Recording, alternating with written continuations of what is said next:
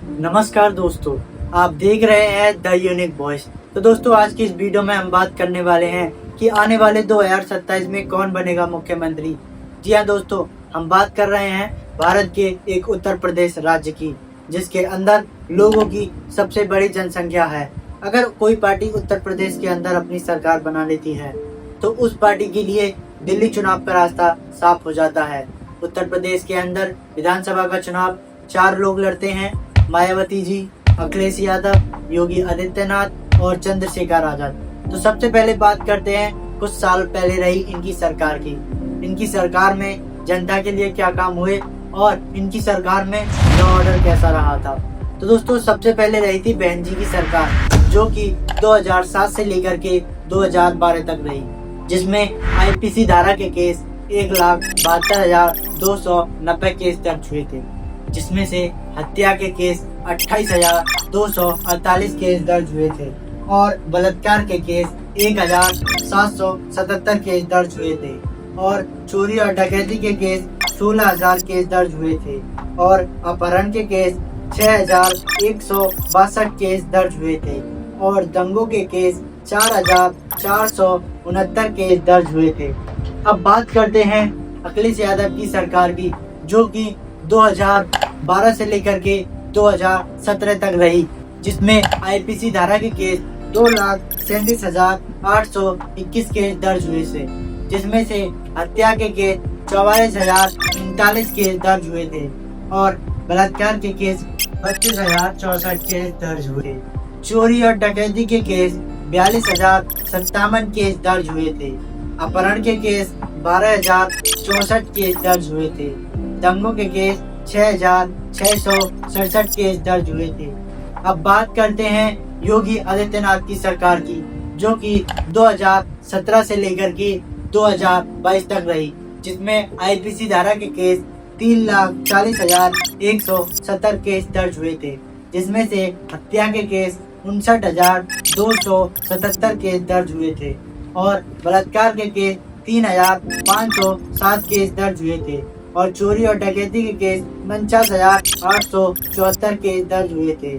अपहरण के case 17,784 case दर्ज हुए थे और दंगों के केस 3,507 केस दर्ज हुए थे। अब बात करते हैं इन तीनों की सरकारों के कामों की।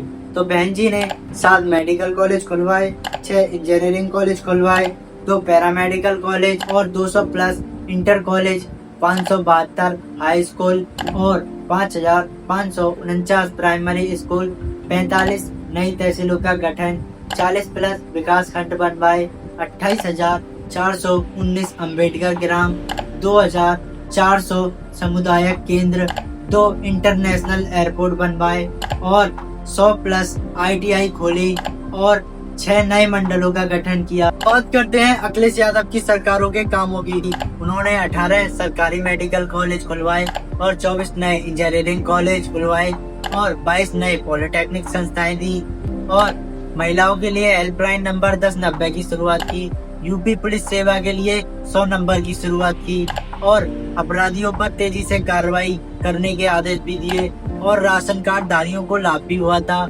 अल्पसंख्यकों को लिए छात्रवृत्ति भी दी थी और समाजवादी पेंशन योजना भी निकाली थी और कन्या धन योजना भी निकाली थी।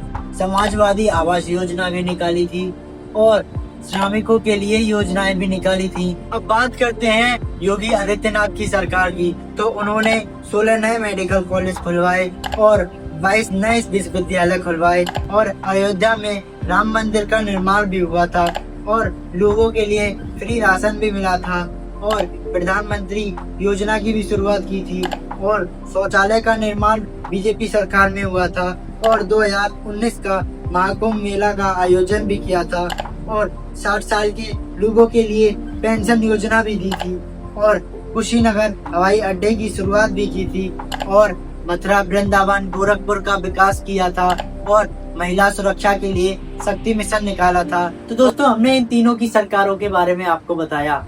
आपको किसकी सरकार के काम अच्छे लगे और किसकी सरकार में लॉ ऑर्डर आपको अच्छा लगा।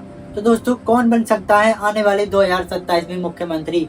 इधर मायावती जी भी अपनी ऊंचे स्तर से तैयारी कर रही हैं, इधर में अखिलेश यादव भी अपना PDA का नारा दे रहे हैं और योगी आदित्यनाथ भी तैयारियों में जुट गए हैं और चंद्रशेखर आजाद जो कि युवाओं का दिल उन्होंने जीत लिया है, वो भी 2027 के चुनाव की तैयारी कर रहे हैं। तो दोस्तों, कौन बन सकता है 2027 का मुख्यमंत्री?